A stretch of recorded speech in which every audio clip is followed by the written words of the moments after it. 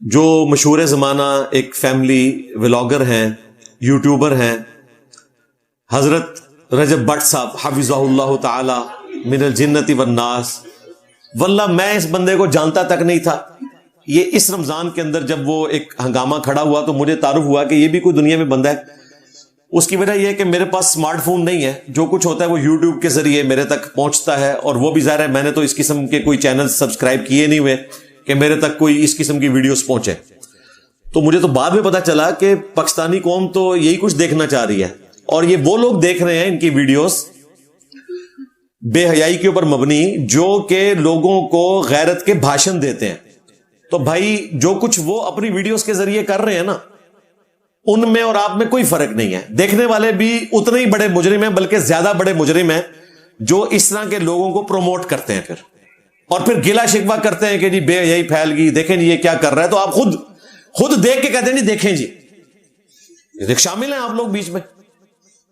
بہرحال اس محرم الحرام 1447 ہجری میں جولائی 2025 کے اندر ان پہ اب ایک نئی افطار ٹوٹی کہ ان کی 2 سال پرانی ایک ویڈیو کا کلپ کاٹ کے وائرل کیا چند ایک بریلوی، دیوبندی اور اہل حدیث علماء نے.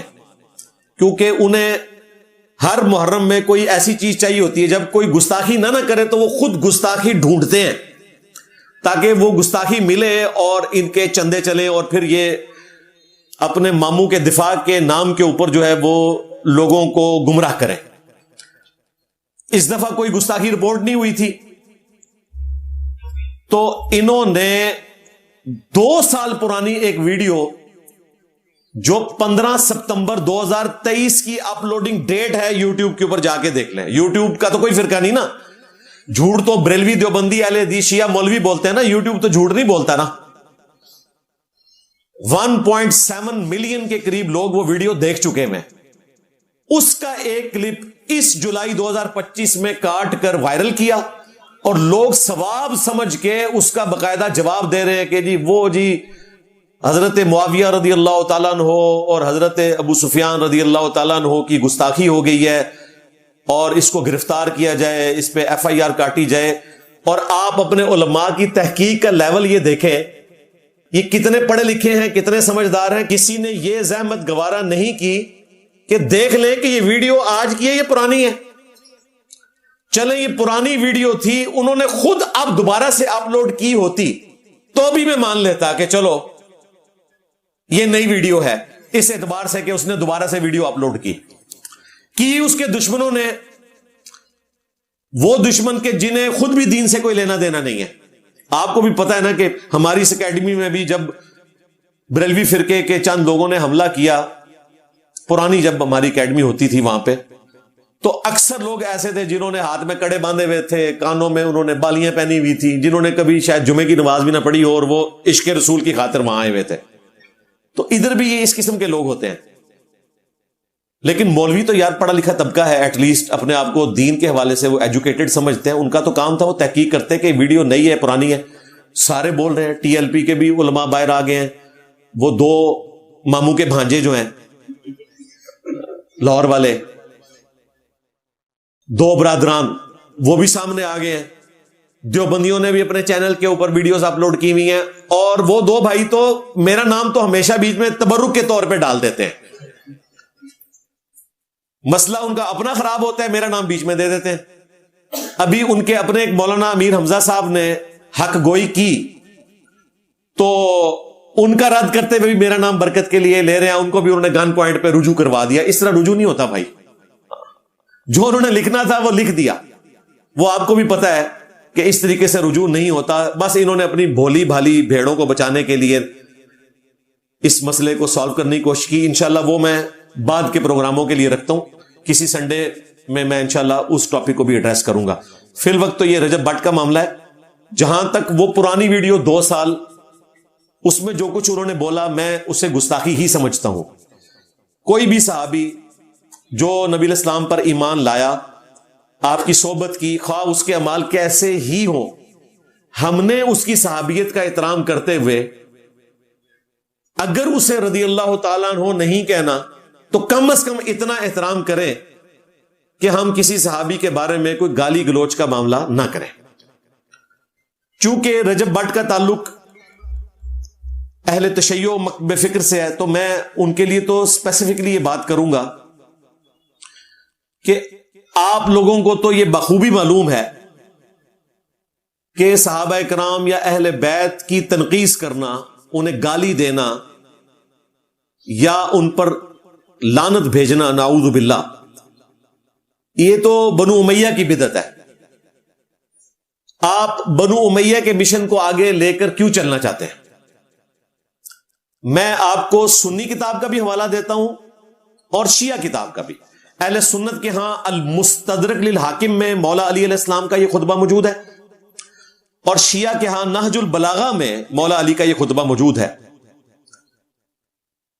کہ جب جنگ صفین کے موقع پر کچھ لوگوں نے مخالفین کے لیے سب و شتم کا معاملہ کیا تو حضرت علی نے انہیں سب و شتم کرنے سے، گالی گلوچ کرنے سے، لعنت بھیجنے سے روک دیا اور کہا کہ ان پہ سب نہ کرو، بلکہ ان کی غلطی علمی طریقے سے ان پر آشکار کرو تاکہ حق سے بھٹکے ہوئے لوگ حق کی طرف واپس آ جائیں.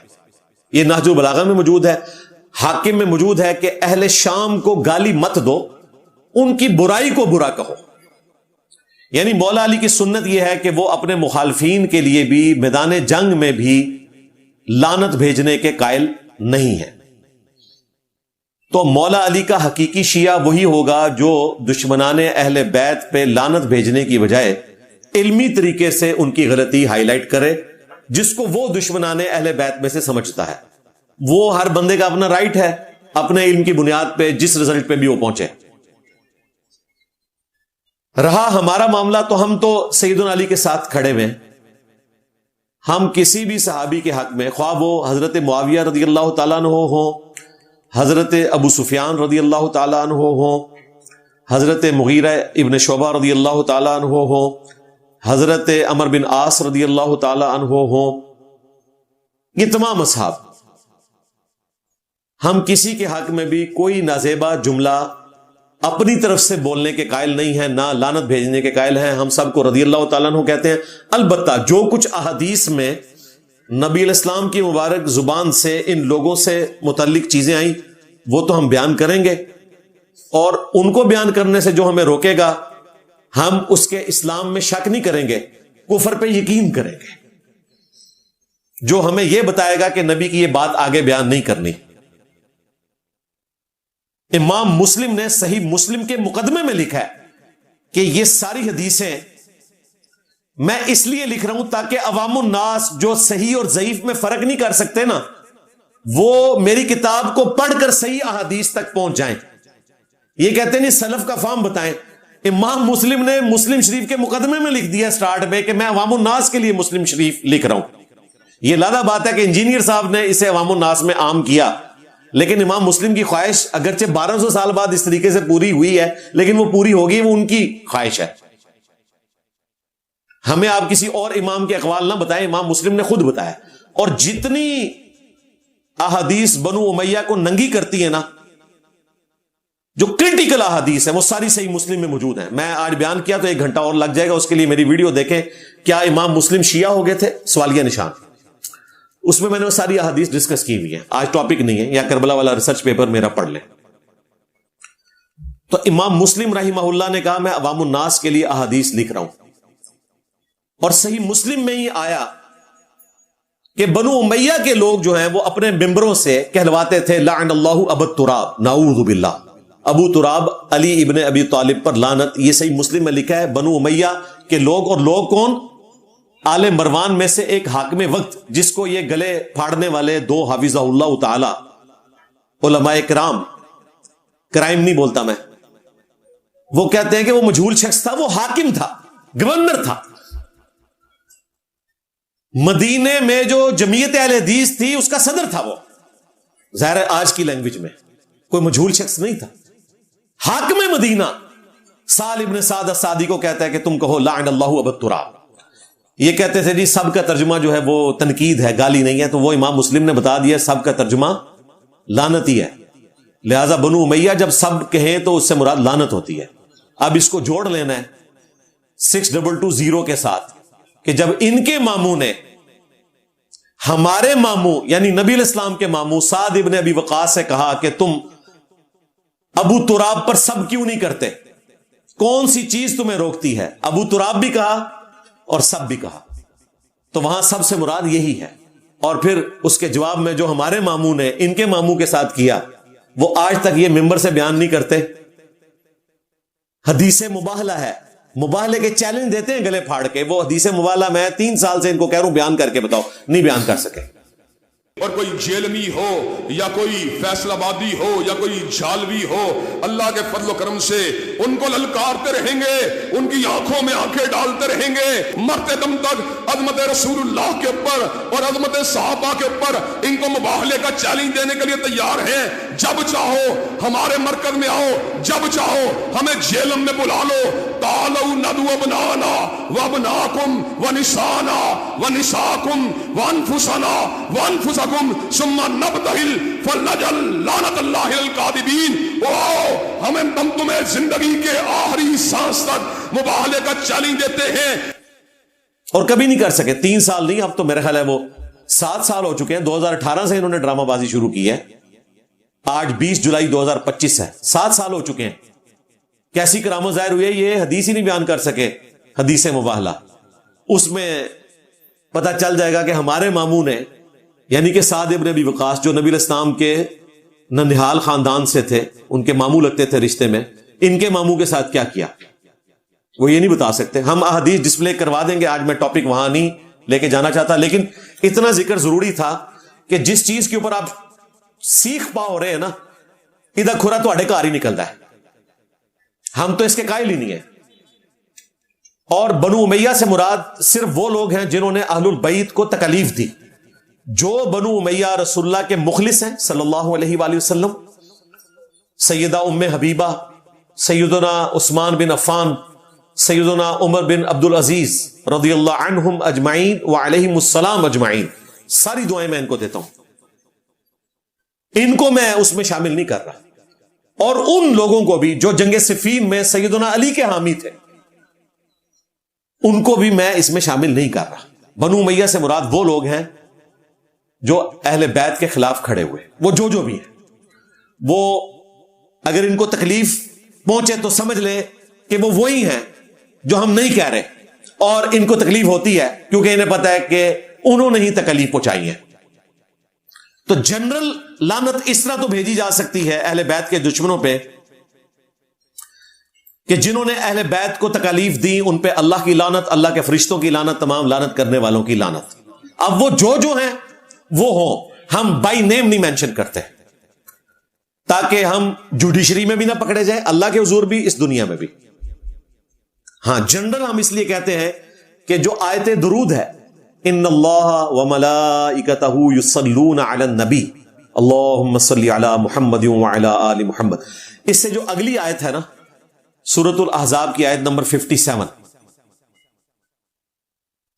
ان الذین یؤذون اللہ ورسولہ لعنہم اللہ فی الدنیا والآخرہ, بے شک جو لوگ اللہ اور اس کے رسول کو تکلیف دیتے ہیں ان پہ لعنت ہے اللہ کی اس دنیا میں بھی اور آخرت کی زندگی میں بھی, اور اللہ تعالیٰ نے ان کے لیے ذلیل و خوار کر دینے والا عذاب تیار کر رکھا ہے. تو جو اللہ اور اس کے رسول کو تکلیف دیتے ہیں, اور رسول اللہ کو تکلیف دینا, آپ کے خلفائے راشدین کو تکلیف دینا, دراصل نبی علیہ السلام کو تکلیف دینا ہے. آپ کے اہل البیت کو تکلیف دینا دراصل رسول اللہ کو تکلیف دینا ہے. ہاں یہ ٹرو کرولریز ہیں.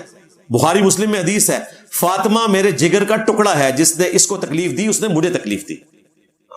اس کے تحت جن جن لوگوں نے خلفائے راشدین کو تکلیف دی, اہل البیت کو تکلیف دی, نبی علیہ السلام کے مخلص جانثار صحابہ کو تکلیف دی, وہ سب کے سب اس کیٹیگری میں فال کرتے ہیں, سوائے ان لوگوں کے کہ جنہوں نے مرنے سے پہلے توبہ کر لی.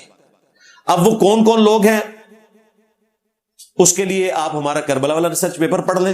200 احادیث اکثر بخاری اور مسلم سے میں نے جمع کی ہیں, وہ عربی میں بھی ہے, اردو میں بھی ہے, انگلش میں بھی ہے, ہندی میں بھی ہے, بنگلہ زبان میں بھی ہے, فارسی میں بھی ہے. پورے ملک میں ہم بالکل فری دیتے ہیں, صرف ڈاک کا خرچہ لیں گے آپ سے 500 روپیہ ٹی سی ایس کا. کربلا کا ریسرچ پیپر 32 صفحوں پہ coloured print plus 8 research paper مزید اور 3 اذکار کارڈ, یہ 12 کا پیکج فری آپ کے گھر آ جائے گا. صرف 500 روپے آپ نے دینا ہے. صبح 9 سے لے کے شام 5 بجے تک.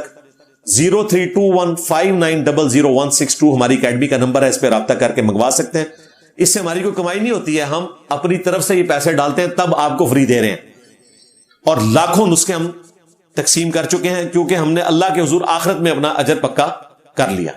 بخاری مسلم میں حدیث ہے, انسان کہتا ہے میرا مال میرا مال میرا مال, جبکہ انسان کا مال تو وہ ہے جو اس نے کھا لیا یا پہن کر بوسیدہ کر لیا یا اللہ کی راہ میں خرچ کر کے آخرت میں سٹور کر لیا, جو ہم کر رہے ہیں ریسرچ پیپرز کا. باقی تو تیرے ورثہ کا مال ہے, تو وہ اللہ کے حضور ہمارا اجر پکا ہے. آج ٹاپک نہیں ہے, لیکن یہ بھی تقاضا تھا کہ جن لوگوں کو اپنے ماموں کا اتنا درد محسوس ہوا کہ پوری امت کو تم لوگ ماموں منا رہے ہو اس کی بنیاد کے اوپر, تو وہ درد ان لوگوں کے لیے بھی محسوس کرو کہ جنہیں نبی صلی اللہ علیہ وآلہ وسلم کی سنت کو اسٹیبلش کرنے کے لیے تمہارے بڑوں سے تکلیف اٹھانی پڑی. اب میں یہ سارے الفاظ کوڈ ورڈز میں بول رہا ہوں تاکہ جوڈیشری کی لینگویج میں وہ پکڑے نہ جائیں, اور اگر ان کو لگے کہ یہ ان کے کسی بڑے کو لگ رہے ہیں تو اس کا مطلب ہے کہ ان کو پتا ہے کہ انہوں نے کیا سب کچھ, ظاہر ہے یہی مطلب ہے. اور اگر انہوں نے نہیں کیا تو آپ کو دکھی ہونے کی ضرورت نہیں ہے, آپ اپنی عوام کو ایجوکیٹ کریں کہ انجینئر صاحب جن کا کہہ رہے تھے وہ تو یہ لوگ تھے, کیونکہ میں نے تو نام نہیں لیا.